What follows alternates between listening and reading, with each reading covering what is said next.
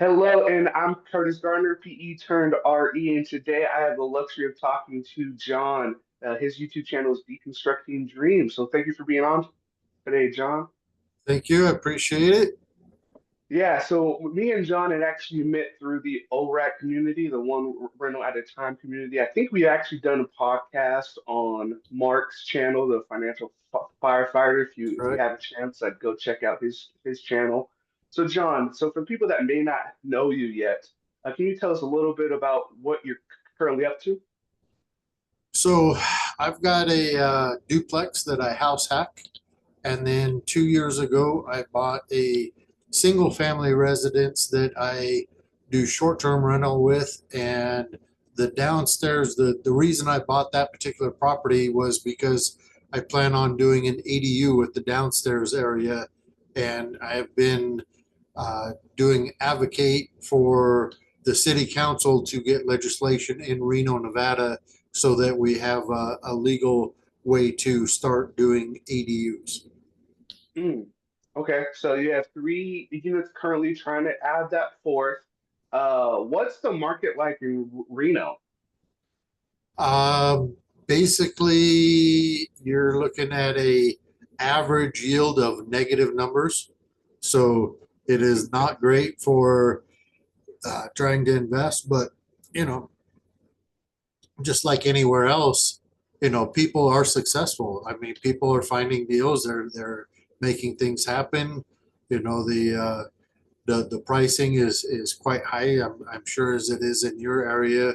Average pricing is probably depending on who you look at. It's probably 550 to 600 thousand Mm, for an average single family house, 3-2, 2-car garage, maybe 1,500 square feet, something like that. And, of course, you've got the areas that are lesser that you might get for about 400,000, but maybe not an area you want to live in. mm, Got other areas that are a single family house for $1 million. So, mhm. there's a pretty good swing here, but average is about 600 for something decent. The Airbnb that I bought 2 years ago, I paid 430,000 for it, and there was two comps in the neighborhood that had sold 6 months earlier for 550,000. So Oh wow. So I big appreciation. yeah, I've done a lot of work in there, making it very nice. The customers seem to be happy. All the guests are uh, seem to be pretty good. Of course, you get one or two that are not the best, but for the most part, I have really good people in there. I've got up to 154 reviews now, and I'm at a 4.9. So pretty good reviews. Hmm. So that's kind of where you're currently at, but do you mind if we kind of go back in time a little bit so that people can realize how you got to where you're at now? Sure, sure. That's how far back would you like to go? Hey, that is up to you. But let's go back to when you made the decision saying, "Hey, I want to purchase this duplex to house hack," or "Hey, even I want to get interested in investing in general." What was the cause of that spark? So um, I'm sure you've seen Mark giving me crap about having had a few divorces, and part of that was doing bankruptcy, having many credit issues, even going so far as to have the IRS coming at me because the ex said we could claim children and then the fathers claim children. So when we got Mm. divorced, the IRS said, "Why did you claim children? You can't do that." So yeah, there's lots of issues that happen with life, and I had damaged my knee pretty extensively at work, and they gave me a partial permanent disability with a small payout of only $12,000. Oh, I held on to that for several years and had 5 deals fall through before I finally got this duplex. And mhm. the whole theory behind it was I did not want a single person to be able to tell me, I can't do this. This is going to be me sink or swim time. And I was single and I didn't want to have any issues with anybody. So I wanted to have the ability to actually have somebody else help me pay the mortgage. So, obviously, house hack type of situation was perfect. And, when you're going through it, having 5 deals fall through is pretty hard on the ego. It's a little frustrating, and you're slugging through all these horrible deals that just are not working out. When you find one and it falls through, it's tough. It really is. But this is a 2012 timeframe, so the lending was hard. The finding a deal was hard because everybody was foreclosed on, and they were having a hard time with sales. And I actually, the day I closed on this property, a gentleman came walking up the walk, and he drove up in a Corvette, and he starts yelling at me that this is his deal. And I'm like, sir, I just closed on this today. I own this property. Please get off my property before I call the cops. He was very upset, but that was the beginning of getting things started here. And I did a FHA, what is it, 203K loan. Okay. So they helped me with the renovations because this property was bank owned, so it had been foreclosed on. The people that had lived here were breeding cats. The first day I walked in, the carpet crunched and I almost puked. It was so stinky. So there was a lot of work to get done, and hired a contractor, hired a GM, and I worked on the job with them, trying to get demo done and what have you. I couldn't do the build because they have to do that, but I at least helped them get everything mucked out so it was not so nasty. And got a renter in, and I I made the mistake that many people do, thinking, well, geez, my mortgage is only this much and my renter is paying this much. I can work at McDonald's and make this payment. And I didn't raise the rent on them in 12 years. Whoa. Yes, I made a huge mistake with that. 12 years. Holy smokes. Needless to say, I started getting educated with all the YouTube stuff with Lumberjack Landlord, Millennial Mike, ORAT team, like you said, Mark the Financial Firefighter, Coach Carson, Bigger Pockets, just a plethora of people that are willing to help educate folks that, maybe aren't bad people or doing it wrong. They just don't know. And that's where I was at. I just flat didn't have the knowledge. And needless to say, when I talked to the tenant, I raised the rent about $300 on them, and that was still $1,000 under market rent. Wow. So needless to say, the conversation went, hey, next year I need to raise it again, but let's see where we're at this year. I don't want to give you too much shock. And even at that price, they were having a hard time. They were having to get payday loans, things of that nature. So 4 months out, I had a very serious conversation with them and said, hey, it's going to come at the end of January. I'm not going to do something in December for Christmas, but at the end of January, it's coming. So something needs to change in your life, whether you get a different job, get a second job, get some roommates. You need to do something, or it's time to part ways. And they chose to part ways. And then please tell me it's closer to market right now. Well, the funny thing is, on their way out, They badmouthed me to every neighbor saying that I kicked them out and I was Oh, terrible and all this. And I'm like, I can't afford to give you $1,000 a month. Okay, that's just ridiculous. I don't care yeah. how good a friend you are. No, I'm not giving you $1,000 a month. So I went in, I did renovations again because, they didn't bother telling me that, oh, they had a leak under the toilet. So my Oh, subfloor was bad. My flooring was bad. So I had to do some more renovation again. But, in 12 years, I guess that's not terrible. So, no, no. So it, okay, so I have a question. So you had said you had purchased it with a 203K loan. yes. Um, a lot of my audience is on the younger end or first time home buyer end. Can you elaborate on what that program is or why you chose it? Um, there are some people that don't really like the FHA type of loans because they are more work. Okay, hands down, they're more work for the lender, they're more work for the individual, but you can get into that loan for a lower credit score. Your debt to income ratio can be slightly higher, not a lot, but a little bit higher.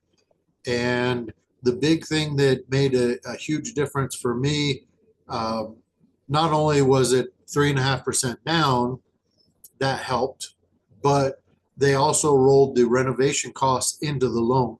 That's the 203K part.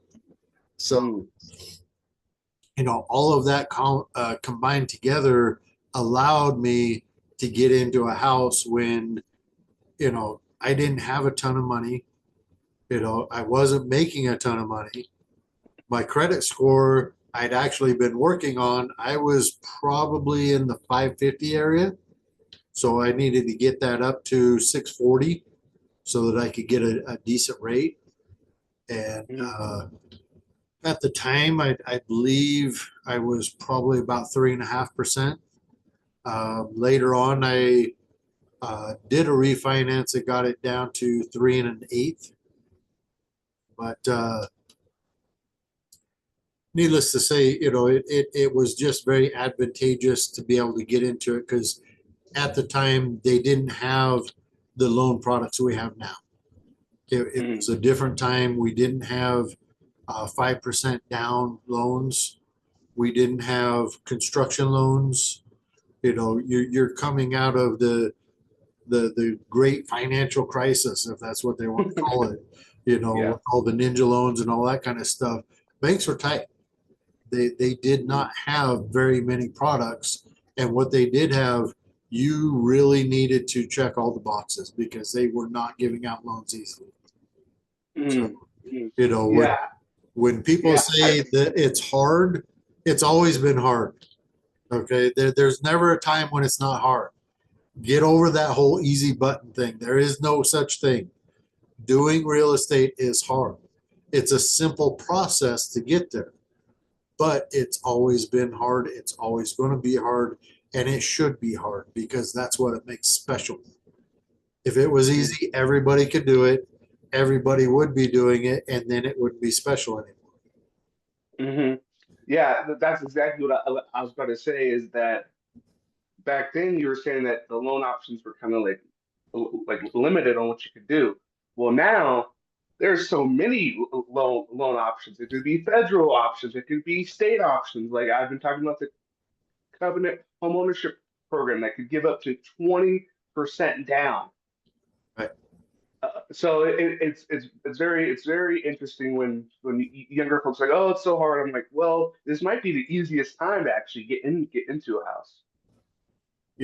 I've had a few discussions with regular people that don't really study this like we do, and they don't understand when I tell them this is one of the best times to get in. And they're all, what are you talking about? The prices are high, the interest rate's high, the wages are low. And I'm like, that's exactly my point. There's no competition. Nobody wants to buy right now.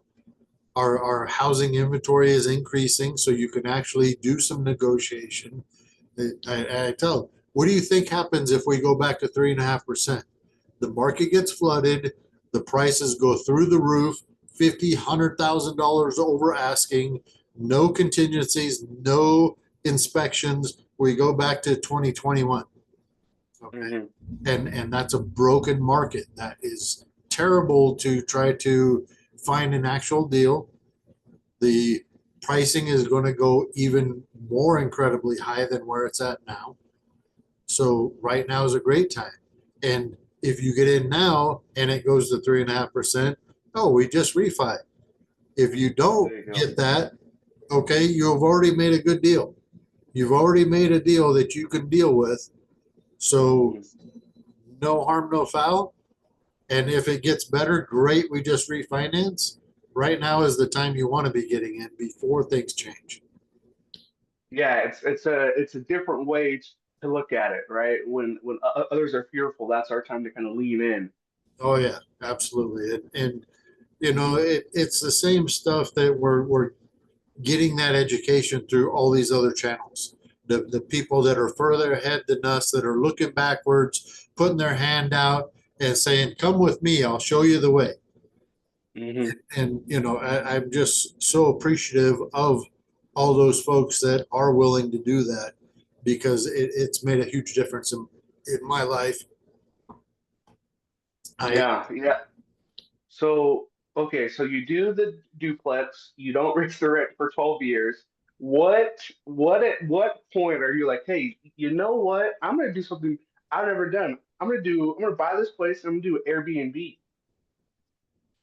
Well, the first step was I had a crap ton of equity in this house. Mhm. Okay, I only owed $79,000, and when they did the appraisal 2 years ago, it was worth 640,000.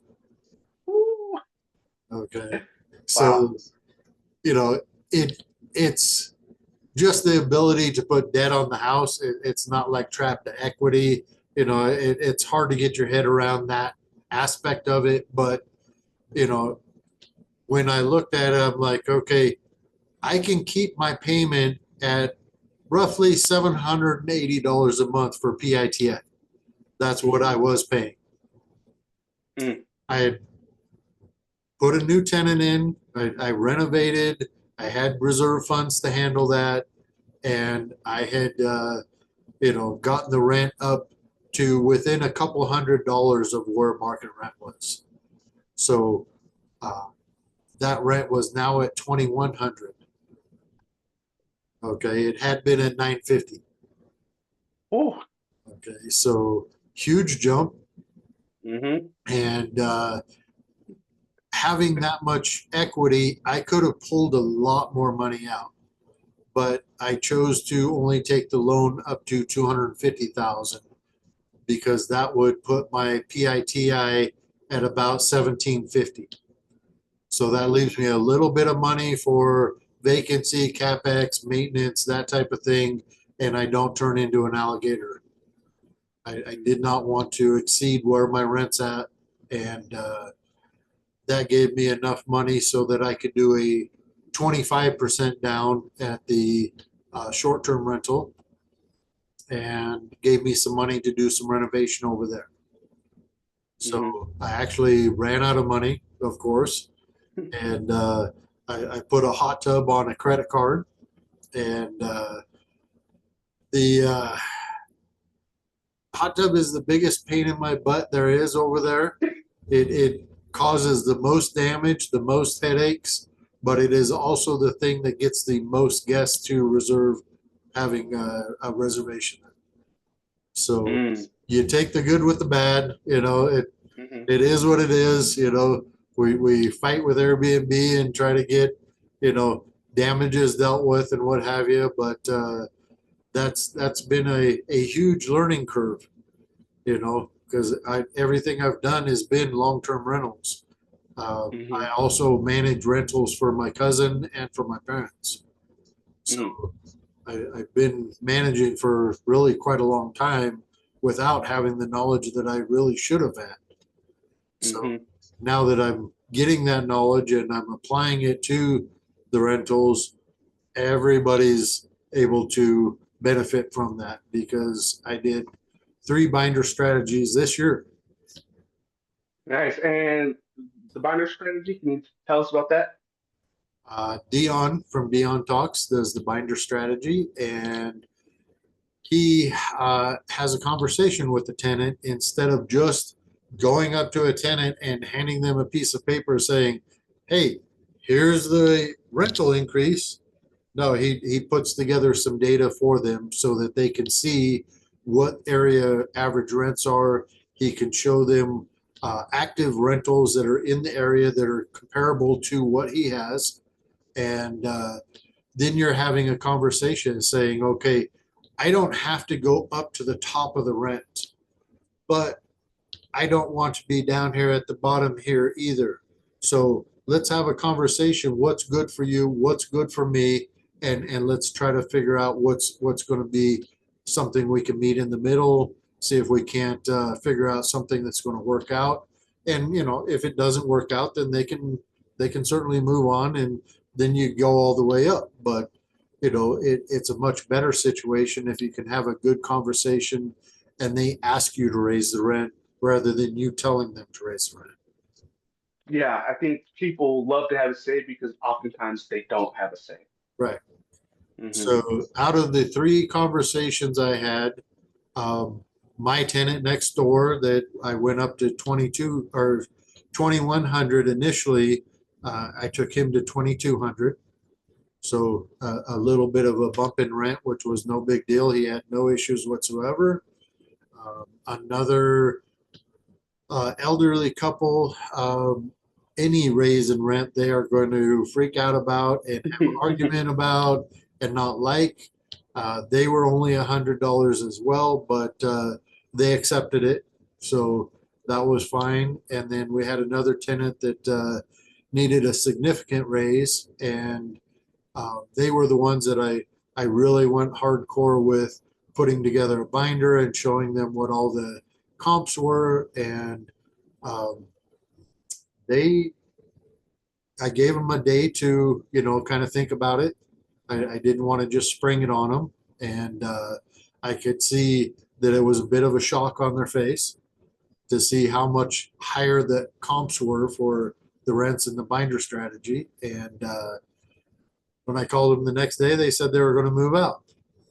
So I gave them a week to kind of look around a little bit, do a little research on their own. And I called them and said, hey, are you sure you want to move out? Because you didn't even negotiate with me. You didn't talk to me. I'm not asking you to go all the way up to the top of the rent. We need to go significant, and we don't need to go all the way up. So are you sure you want to move out? No, well, not really. I said, well, I really like having you here, so why don't we talk about this? So we negotiated and we increased by $300, Mm. which was still $300 less than what market rent is. So they were significantly behind. We made a good jump, and that was fine for us. We're fine with that. That was one of my parents' houses, and the tenant's happy with that because they didn't have to move, and they were going to have to get rid of dogs and all kinds of stuff. So they were kind of upset about having to do that. I'm like, we don't have to go there. You're welcome to stay. Let's talk. Let's have a conversation. So it ended up working out much better than both of us initially thought it was going to. So they were happy. Okay, good. So you have this background of long term, right? You go in there, you fix it up, or you kind of set it and forget it, basically. I mean, yes, issues pop up here and there, but basically, set Yeah. it. Other than repairs, sure. Yeah, yeah. I mean, okay, like maybe a couple times a year or something like that, right? Or the Right. lease renewals, but for short term, very active. Oh my God. So much work. Can you kind of just touch on that a little bit, going from maybe a few interactions a year to now interactions every day? Well, when I bought that property, it's the whole strategy with that was always to build out the downstairs. I knew the upstairs could make the PITI, but that's about it. So technically, it would have been negative because I wouldn't have had anything for vacancy, maintenance, or capex. I would have made the PITI, but that's it. And that's why I changed to a short-term rental. I the market here is what everybody says, saturated. Okay, there's over 1,800 Airbnbs, short-term rentals, Verbo, Booking.com, whatever you want to call it. Okay, short-term rentals, there is a lot here. Reno, Nevada is a touristy area, not as much as Las Vegas, but we get a lot of tourists here, and mostly from California, but I get people from everywhere. I've had people from Belize, from New York, Oklahoma, Washington, Oregon. I mean, you name it, people are coming to come see me. So it's working out very well, but there's a lot to it because when I first started, I thought that I was going to need a manager because I work at an army base about an hour outside of Reno. And at the time, I was a heavy equipment mechanic working on tanks and things like that. And there's just no way I'm going to be a good host because my hands are greasy. I don't have time to mess with the phone all day. You know, I'm in weird positions down in the bottom of a tank. I'm not getting reception in there. You know what I mean? So I hired a host, and he'd been doing it for 9 years. He had 900 good reviews. I thought this guy would be really on top of it. Now, he was very high on his commission, so I never intended to keep him very long, but I wanted to get my feet wet and, maybe 6 to 9 months, maybe a year, whatever, and then kind of do my own thing. Mm-hmm. Well, within the first 9 guests, he pissed off 3 of them and got me suspended for 3 days. Mm. Needless to say, I fired it. Yeah. Yeah, it came very quick, very, there wasn't even a conversation. I literally changed the passwords on the accounts. I gave him a call and said, "You're fired." And he said, "Well, didn't we hit, what we were supposed to for occupancy and for nightly rates and all that?" I'm all, "Well, yes, we did hit those metrics. But when we have a group of 4 coming from California and they don't bother telling us that one of them is flying in, you left a 20-year-old girl sitting on a driveway in a heat wave and wouldn't let her in because she wasn't the booker. That's not the way we do business." Okay. My guests are important to me. I am going to treat them very well. Without them, I have no business, and you're ruining it. So no, I'm not continuing business with you.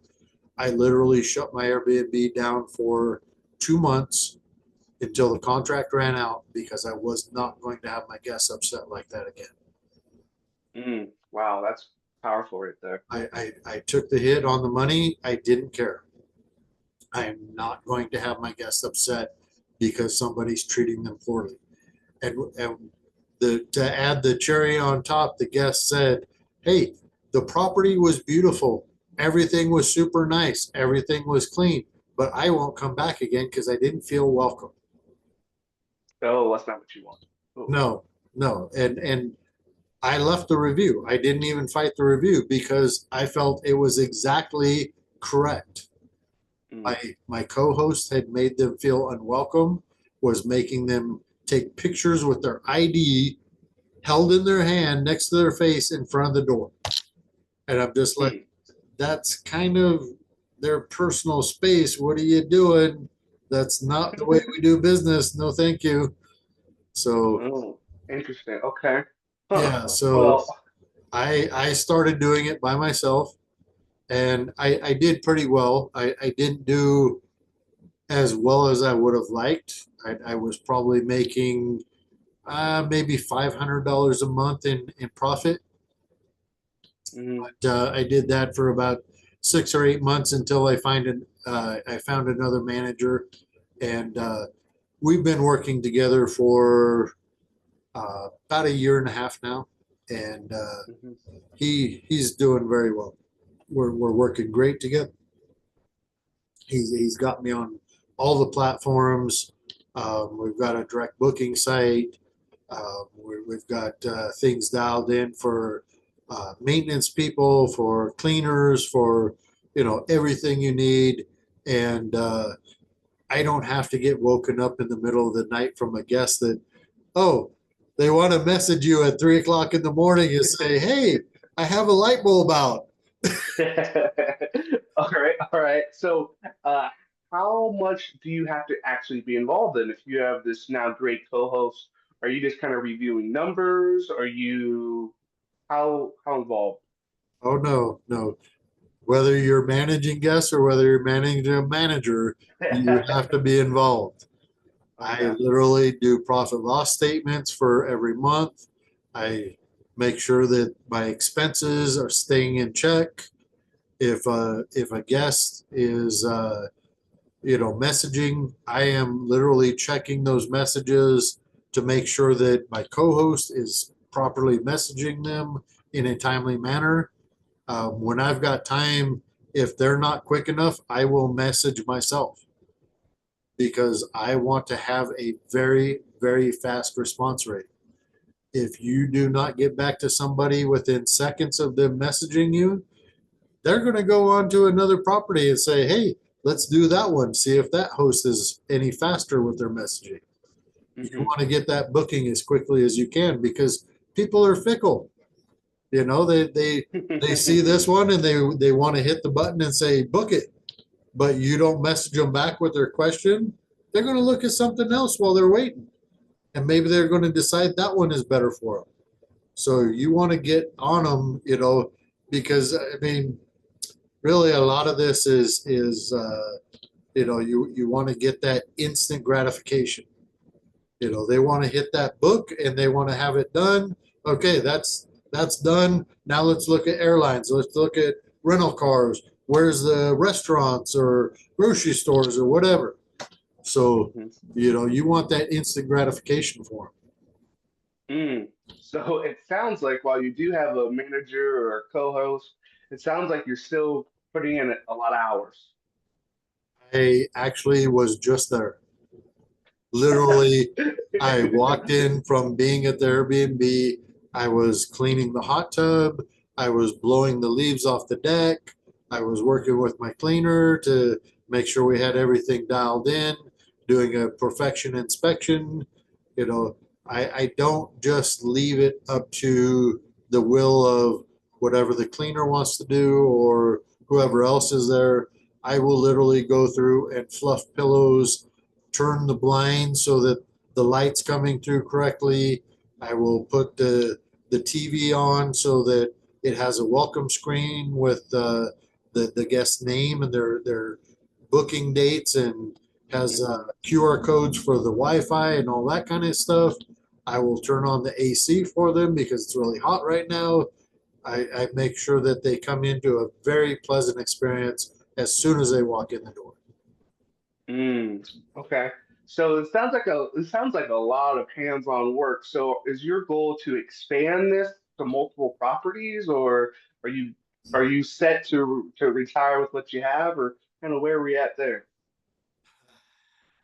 Mark loves to give me crap because of the divorces and things like that, which, hey, we all have that kind of stuff happen. Life stuff happens. I mean, I wish it was all the fairy tale of, you get married once and you have the white picket fence and, everything happens that's rainbows and unicorns. That's not life. So, needless to say, I've made some significant mistakes with that kind of stuff that have set me back really pretty badly. I destroyed having retirement funds. That money was gone from divorces, IRS problems, bankruptcy problems, all of that kind of stuff has happened. So, I've gotten all of that straightened out. Everything's on a fantastic, path now. I've got like a 780 credit score, making good money working for the government. I've got things dialed in with a new wife that is absolutely wonderful. Nice, Uh, good for you, John. the real estate stuff's going great. So, needless to say, I'm doing probably better than I deserve. However, it has left me with a very short timeline. I want to retire in 5.5 years. So my goal is no days off for 5 years straight. Mm. And that doesn't mean I'm working all day, every day. It means whether I have headphones on, listening to podcasts, I am analyzing the market and making sure that my rents are correct.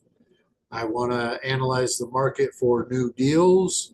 I'm continuously looking uh, for me right now, I'm looking for ADU style properties, which kind of means a larger property, for the lot. It means 3 bathrooms. It means having space to make an ADU pulled off the regular house and just have that its own kind of thing.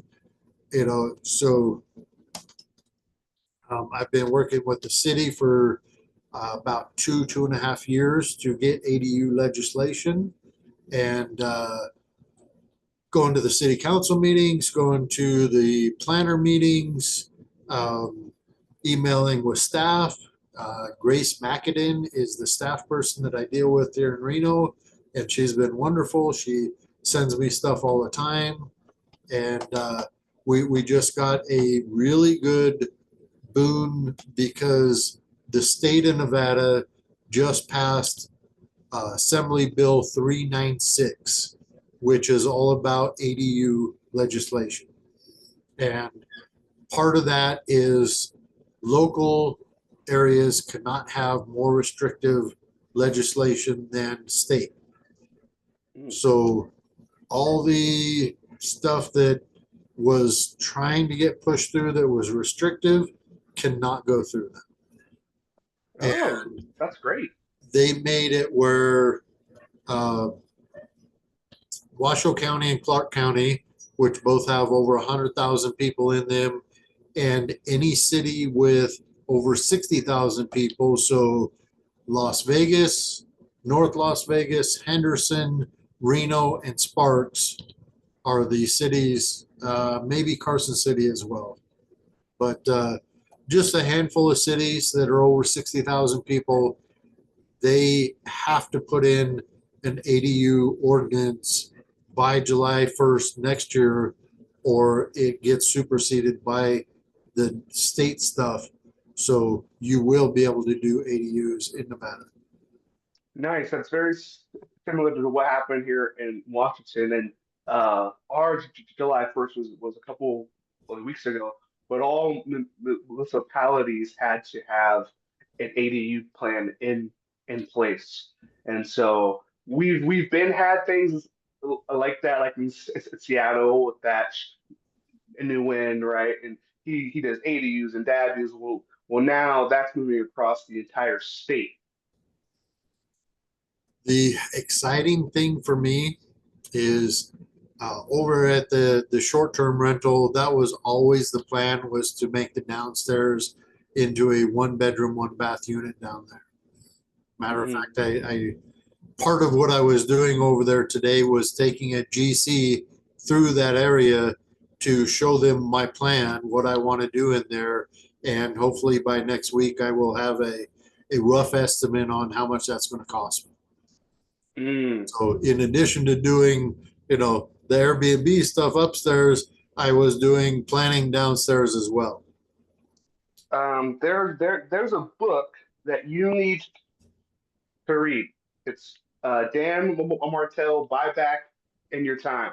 Okay, it's gonna challenge you a little bit because it seems like you're very hands on, but for a guy that wants to retire, in 5.5 years, I really think that book will be good, especially as you do more and more stuff. Yeah, it gets kind of crazy. I have a lot of people that, at work, what'd you do this weekend? Well, I went to the lake and, I did, I watched football and, I had a barbecue. And I'm like, well, I did rental stuff this weekend. I worked on a hot tub and I, changed out a toilet and, I did all this kind of stuff. And they just look at me and shake their heads. I'm like, well, when you are in the same place as you were in 10 years from now, as you are right now, and you're going to get irritated with me because you're going to look at me as one of the evil rich people. There's no such thing as an evil rich person. It's just somebody that everybody is trying to aspire to. Would you turn down a raise at work? I don't think so. No, no. Okay. Everybody's trying to do better, right? And whether you get a new job that makes a little more, you get a raise because you've been working hard. Everybody's trying to do a little more. I just happen to be doing more than that. Hmm. I am trying to get promotions at work. I've been working on that stuff very hard. I got a new position. I got out of being a heavy equipment mechanic and now I'm a program analyst. And that job is a ladder position. So it's a 7, 9, 11, and I got hired in as a 9. And there are criteria you have to meet. I needed to get 3 certifications in 18 months. And my boss kept looking at me like, why are you pushing so hard? You have plenty of time. I got 7 certifications in 7 months. Nice work. They gave me the best review I've ever had in my entire life at any position. And I made it where they didn't really have a choice but to move me up into the 11th position. So now that in July, I just got my 1 year as a 9. So now they're moving me into the 11th position. And for folks like I work in education too, so I kind of get that step up. But for people that don't really know, well, what does that equate to in pay? A 9 versus 11. About $10,000 a year more. Wow. Yeah, it's that big a Nice. difference. Nice. Yeah, that's kind of the difference between a teacher that has like their bachelor's versus a teacher that has like their master's is about a 10K I improvement. actually figured out the hourly difference. It's Hmm. about $4.50 an hour more. Wow. Yeah, it's a huge raise. So Hmm. I worked very hard to make sure that we, as a department, we have 4 different metrics we need to meet. And as long as this department has been at the base for like 50 some odd years, they've never made it. Mm. This year we made it. Nice. Oh, okay. Okay, so and that's not me. I mean, that is a team effort. All of us worked really hard to make that happen, but I certainly had a few projects that were worth more than $1 million, so that worked out really nicely to make those metrics. Hmm. So, one thing I wanted to highlight is that a old dog learns new tricks. So I had saw on your Facebook that you played around with this VR thing, and you made this beautiful thing just using VR. Can you tell me about like kind of like about that project? The funny thing about that is you saw me doing something on Facebook. Well, I got the idea from somebody else on Facebook. I literally saw this young lady that was doing artwork inside her apartment, and she's drawing these beautiful flower murals all over the walls in there, and she's using VR goggles to do it. Hmm. So the VR goggles, I believe, was the Meta Quest 3, was the Hmm. particular model that I got. And the program is called Contour. Hmm. And if you look up the reviews, there's kind of mixed reviews on it. And digging deeper into those reviews, I found out that when they were doing a lot of the reviews, they had the model previously that was the Meta Quest 2 that did not work nearly as well. But when they got the Meta Quest 3, it locked it in position much better. So Hmm. the really cool thing is I had my brother help me make a logo Hmm. for the Airbnb. It's called Reno's Rustic Hideaway. And it's basically a large banner that goes across the top with two posts going down the side and a cowboy on this side and a cowgirl on this side kind of leaning up against the post. So, it goes with the rustic theme, and, I really liked it. But part of the program, it gives you instructions on how to do stuff, and it says the logo that you make or whatever you make needs to be square because you're going to be enlarging it or making it smaller, and it needs to keep that aspect ratio. If you have rectangle, it doesn't keep the aspect ratio. Hmm. So it has to be square. So like 1920 by 1920, something like that. The file format needs to be in PNG, and it needs to have a transparent background. So we created that, and I simply emailed it to myself. In the VR goggles, you can bring up your email and you just slide it right into the download folder. Then you pull up the Contour program, and there's the download program folder. You just pull it out of there, and it starts just putting it on the wall in front of you. And you have different menu options on there that it just kind of floats in space, all those menu options. And you Hmm. just start clicking through each one where you say, okay, I want it bigger. I want to lock it on the wall right here. And as soon as you lock it on the wall, now I can walk over here, I can walk over here, and it stays where it's supposed to be at. Oh, wow. So I literally tried to do, I put it up there with just the goggles. I have a retaining wall in my backyard that I painted, nice white background on it. And at first I tried it and I'm like, this doesn't look right. It's like it's moving with me. I don't really like it. So I actually went downstairs where I had the wall down there for the foundation. It's a Hmm. concrete wall. I'm like, this is perfect. I'm gonna try it here because I'm gonna renovate everything down there anyway. So Yeah. why not give it a shot and try it?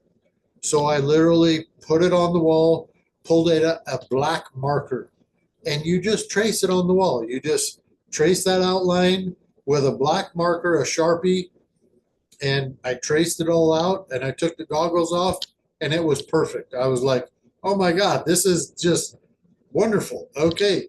I went right upstairs and did the same thing, traced it out, and then I got out the black paint and I just painted everything in, and it actually turned out so much better than I thought it would.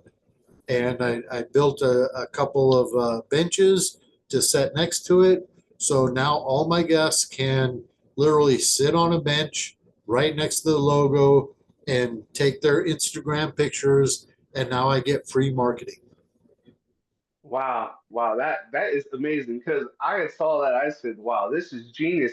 One, I was like, "This is genius," but two, does this actually work? And you got it on your first try. Yeah.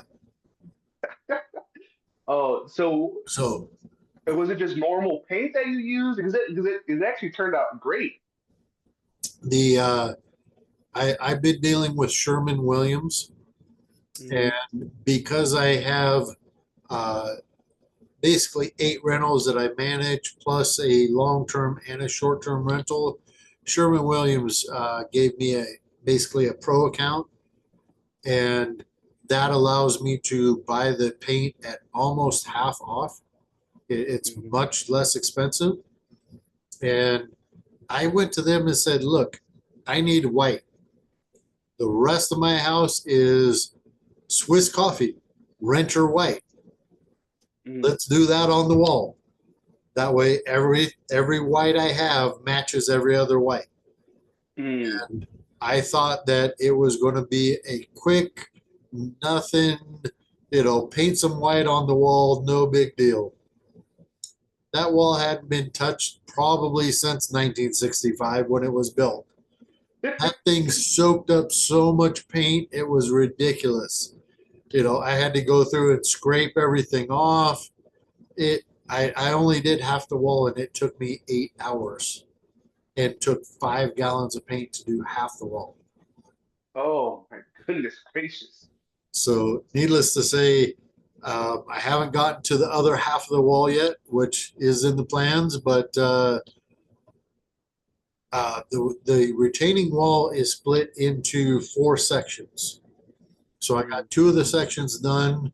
One of the sections has the logo on it. The other section that I completed with paint, I have plans for that. I don't want to put my plans out there too early because I'd like to actually do a better job at filming that and putting that out there again. But mhm. probably this winter when I don't have quite as many guests because I'm very busy during the summertime because I actually end up taking time off of work. That's something else that my coworkers think is crazy, but I actually use some of my vacation days to take time off to shut down my Airbnb for the day and be able to get work done in there. Because I'd much rather do it during the week than on the weekend because weekday prices are lower than weekend prices. And Mhm. I've never failed to fill a weekend yet. Nice. I'm kind of shocked that the painting works during the summertime. It's so hot. You're telling me it's like 100 and something degrees. Thought the paint would just run down. The I did that when it was probably closer to 80 degrees. Hmm. Right now it's super hot, but um, I did that a little bit, uh, probably March, I guess. Oh, okay. So it's been a little bit, more springtime weather. Hmm. But I wanted to have that up for the summertime. That way, as I have very busy guests, they're able to do a little marketing for me. Uh, All right. So we're gonna quickly just run through a couple of Airbnb specific questions. Since okay. you're the first guest I've actually had on that is growing that side of their business. So about how much more do you make from short term versus long term at the same property? Well, let me back up just a little bit, Hmm. okay? Because I could have kept my mortgage as it was on my duplex, right? 780, and I could have been making right now 2,200 in rent. So Hmm. that's a pretty big spread right there, right? Oh yeah. Okay, but that's one property appreciating. So I literally doubled my interest rate to pull money out. I went from 3 1/8 to 6 1/4. That's a huge jump, and everybody thinks that I'm nuts for doing it because I pulled that money. But and of course, I felt like a baller when I had it. I mean, I had $150,000 in my bank account. That was awesome. It felt wonderful. Yeah. Yeah, it was all gone within a few months. But I had another property. I renovated it. I turned it into another business, and now I have 2 properties appreciating. Hmm. Right?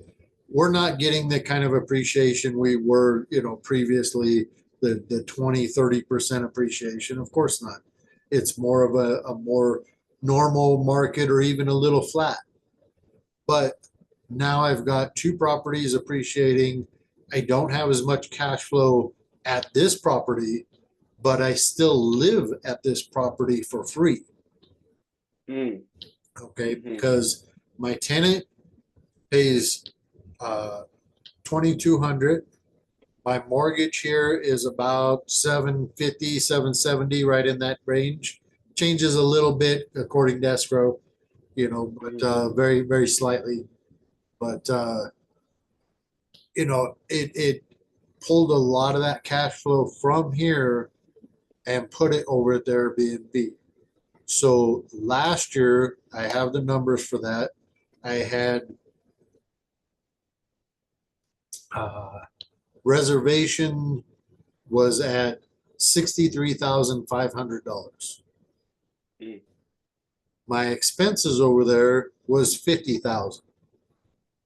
So just over $1,000 a month is what I made in cash flow. Nice. Okay. Okay, and that includes all the repairs, all the expenses, anything I had to do over there, that was included in those expenses. So that's actual cash flow. Hmm. So far this year, I am getting pretty close to about $2,000 a month in cash flow. Mm. In the last 3 months, I made more per month at the Airbnb than I did at my W2 job. Wow. So it's huge. It really makes a big difference. And that's without having the downstairs built yet.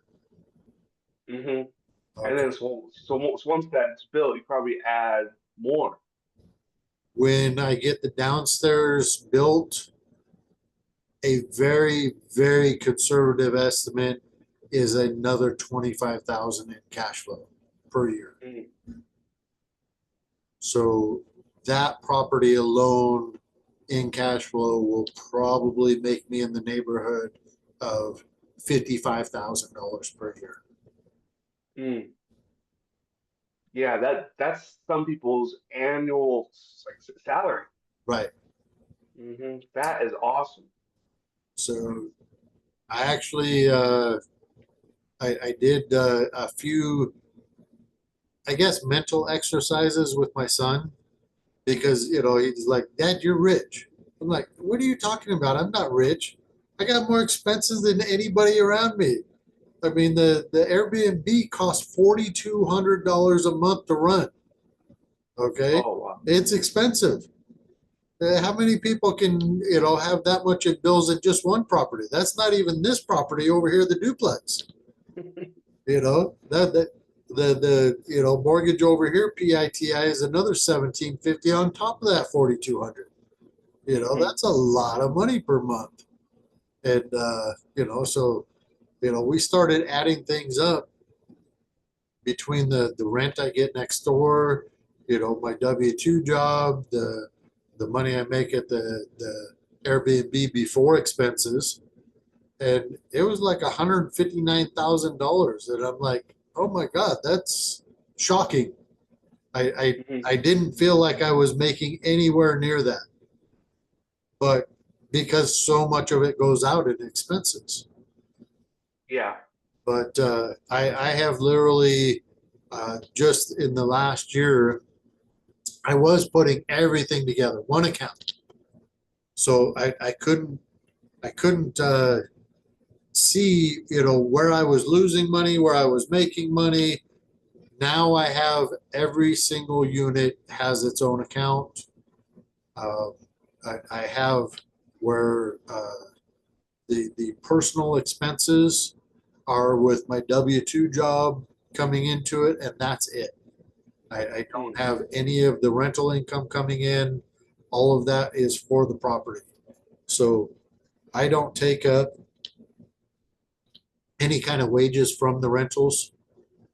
Hmm. I make enough money off of the W2 job to make all my expenses and do all the stuff I need to do. So that money just goes into their accounts for their reserves, and anything over and above when I hit a comfortable amount for reserves, then that goes into an investment fund. Mm. So I've got that into more of a high yield savings account Hmm. that I can access not as quickly as my savings account, but still within a few days I can get that money as well. So if right now I've got money I've been saving to build out the ADU at the Airbnb, and I've moved money from, I used to be a contractor, so I've moved money from the retirement account from when I was a contractor into my TSP for my government retirement.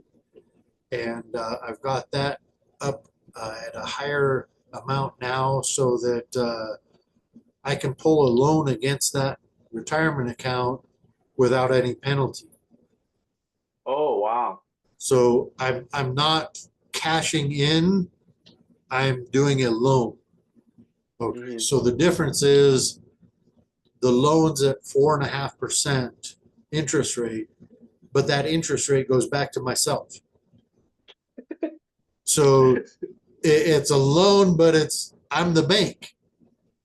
Yeah, that's a great deal. I wish, and I probably need to talk to more people, but from everything that I've read, so my teacher retirement is through the state, obviously, but I can't do a loan against it, which to me is just wild. I'm like Right. so jealous. Yeah, it would be wonderful to be able to access the retirement money to do the things that make the needle push forward to actually have a retirement at a much Mhm. sooner age than what they think that you should have it. Yeah, yeah. I think the earliest that I could access my teacher stuff is 55 if I taught for 30 years. In which, to be honest, with you, John, if I have to teach for 30 years, something in my investing journey has gone wrong. You know, I the really funny thing is you're probably never going to meet a harder worker than I am. Okay. When I get kicked in the gut and whatever, I am resilient as all hell, and I just keep pushing through. If I got to work 3 jobs, which is what I was doing before I went to the government job, I was working 3 jobs. And in the Obama era, it was a little harder for me to find a steady full time job because the Obamacare made it where a lot of the employers were doing part time work instead of full time work because there was some kind of rules with it. I don't Mhm. know what all the rules are. I don't want to get political. I don't care about that stuff. But it made it difficult for me to find a regular full time job. So I was working 3 part time jobs. Mm. So I didn't have days off. I had hours in between jobs. And that was just to make ends meet. None of them were anything incredible pay. They all sucked. But Mhm. I was making something with everything. And, I figured, okay, well, if I can't find a full time, I'm going to fill my time with part times and keep surviving, you know? So now that I work at the base and I do the rental stuff, things are a lot easier and much better. But I just I never really had a plan to follow.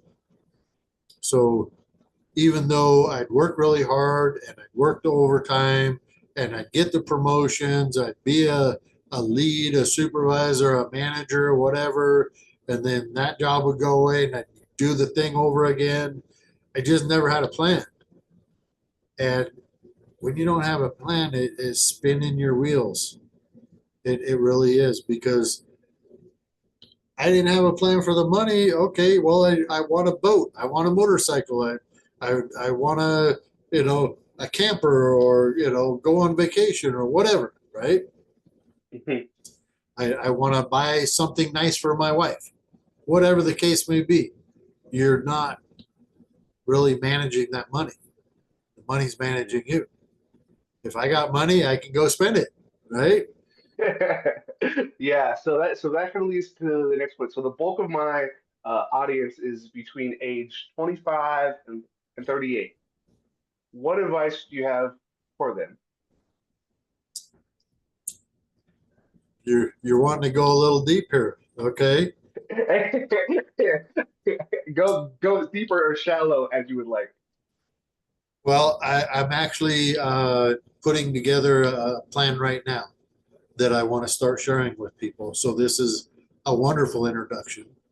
I don't have it all fleshed out yet, so I don't have it all, up in the memory yet. I'm kind of writing it out, but the gist of it is you got to change that mindset. That's the number one rule. You got to change the mindset.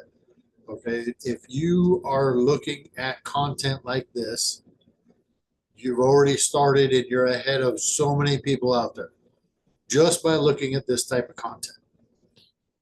If you're searching for another way, a better answer, if you know you are not getting out of life what you want and you're searching for a better way, you're changing your mindset right now. So congratulations. The getting in the mindset, there's tons of people out there that you're going to connect with. There's tons of people you're not going to connect with, but YouTube has so many options. Figure out your tribe. Hopefully it's the kind of people we're talking to right now. That's our tribe.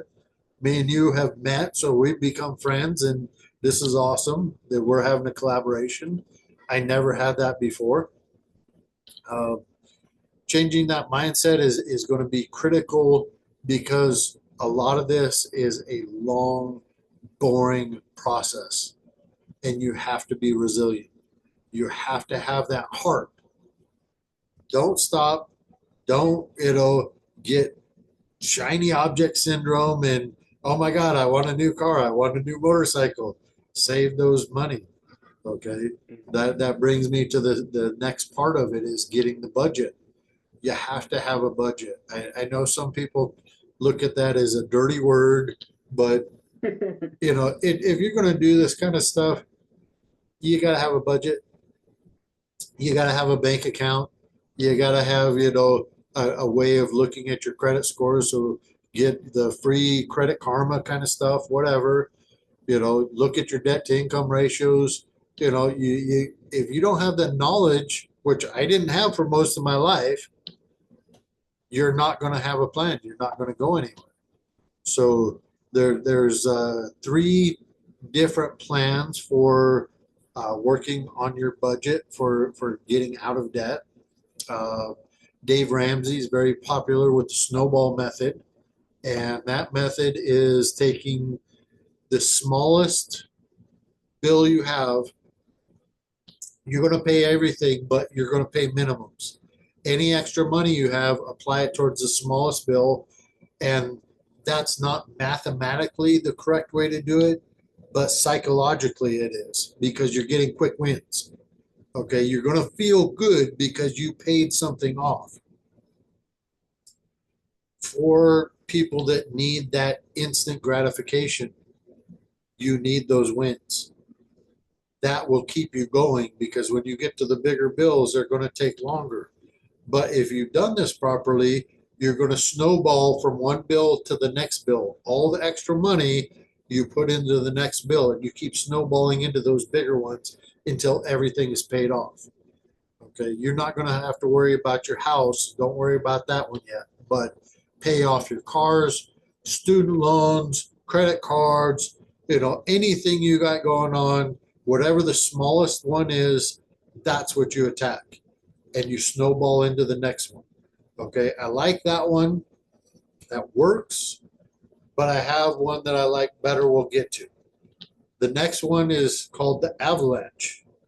And that is exactly the opposite. You're still paying your minimums to everything, but you're going to attack the biggest bill that has the most interest rate on it. Mathematically, that's the best, but you're losing out on the psychological wins because that might really mess with you.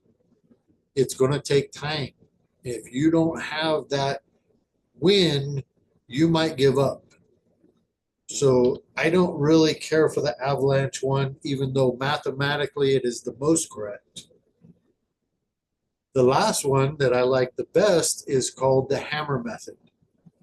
And that one is uh, when you're putting your budget together, okay, all of these kind of go with you want to get a little bit of a buffer in there, so maybe save $1,000.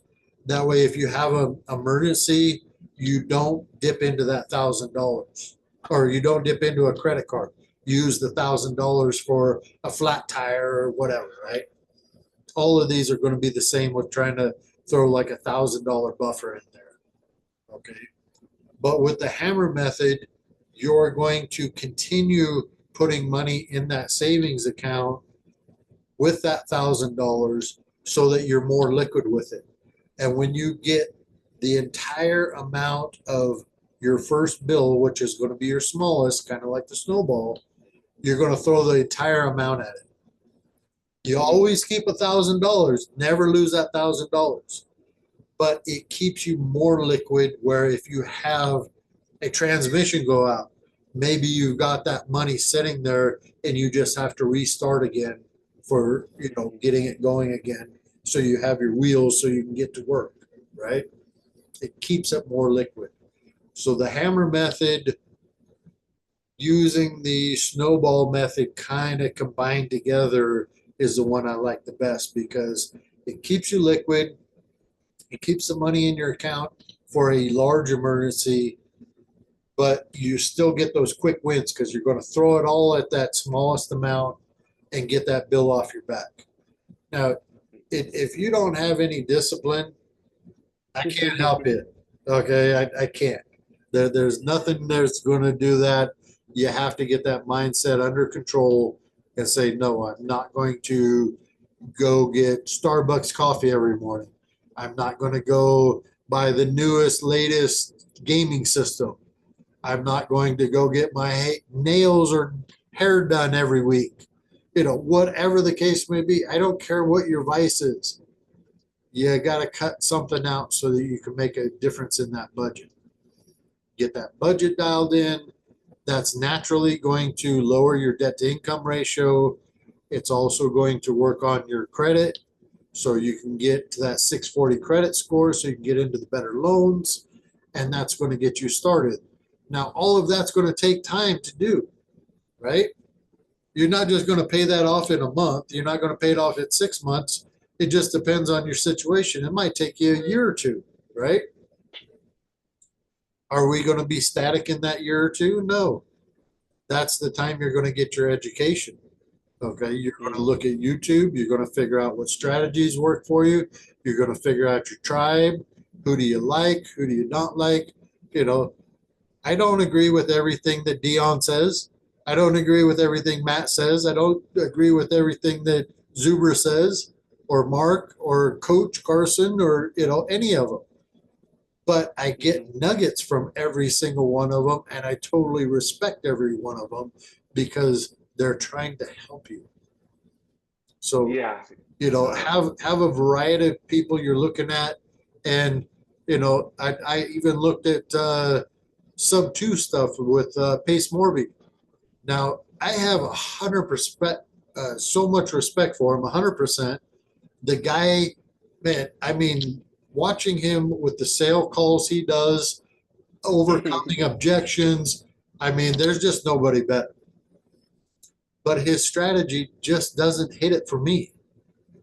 I don't like the risk profile. I don't like how that whole strategy goes about. Nothing against Pace, just not my strategy. I really like Pace. I think he's killing it. I don't want to work that hard. I do work like crazy, but I don't want to be on the road constantly and, just hammering every single deal I can find. I don't want to do that. So it's just not my style. But that doesn't mean I don't have respect for the guy. I mean, holy crap. He's so much further ahead than I am. Yeah, absolutely. So, you're going to find that happens. You'll enjoy something, and then, the more you think about it, like, maybe that's not for me. And, you move on to something that is for you. I didn't think I would be good at as a host. I really didn't think I would have anything remotely close to doing interior decoration. Okay. That's not a guy's guy kind of thing. And yet I really, really did well with it. A lot of people gave me ideas and I'm just like, what are you talking about? That is not my vision at all. No. And I followed what I wanted to do, and it has just been knocking it out of the park. I mean, the people enjoy it. Every room at the Airbnb has a theme. Mm. And when I first started, everybody had, I don't know which YouTube person did it, but somebody said, hey, have an accent wall and make three mountains that have different colors on them that are complementary, and the background being a fourth color complementary. That's your accent wall. And then what happened? Oh, about three quarters of the Airbnbs out there all had that same accent wall. It was so dumb. It's like, look, that wasn't the point. The point was to have an accent wall. It wasn't to copy. Okay, there's nothing wrong with copying ideas and getting your own flavor to them. But don't do it exactly what somebody else is doing. That's just ridiculous. So I used the same concept, but I had a theme in each bedroom in my Airbnb that I wanted to do. One has bears in it because Lake Tahoe is known for bears. Another one has a wolf in it. And, so I have wallpaper that has bears on it in one room, a big howling wolf up at the moon in another room. And in the master bedroom, I have an eagle flying over the lake catching a fish. Mm. And, so one's a bear room, one's the wolf room, one's the eagle room. And, Hmm. people just love that. The Nice. kids, the kids fight over which room they want, you know. Of course, the parents are going to take the eagle room because that's where the master bathroom is. But Yeah. everybody seems to really like it. I've never wallpapered in my life. I bought this stuff on Amazon. I did a lot of research and figured out something, and I literally drew out grids on the wall and figured out, okay, where's my center points at? How am I going to do this? And me and my son went over there uh, three different nights after work and put wallpaper on the walls. Nice. So we're about to wrap up. Just going to give the people one last either message, one tool, something that they can take away. Don't get analysis paralysis. Okay, when you're looking at stuff, absolutely you need to learn, but you also have to take action. If you can't bet on yourself, who are you going to bet on? Okay, that job's not going to take care of you. Your retirement account, okay, maybe in 40 years you might have enough to retire, but if you want a better plan, a faster plan, bet on yourself. Okay, that is if you got to have that confidence in yourself. Okay, you can do it. I don't care who you are. I don't care what your situation is. I don't care what you've been through in life, where you came from, what location you're at. Those are all excuses that are saying, I can't do it. Change that mindset. You can do it. Every one of us out here are happy to help you. We love doing this stuff. I have not met a single person that isn't saying, hey, what are you doing? What are you doing? Okay, I got some advice for you.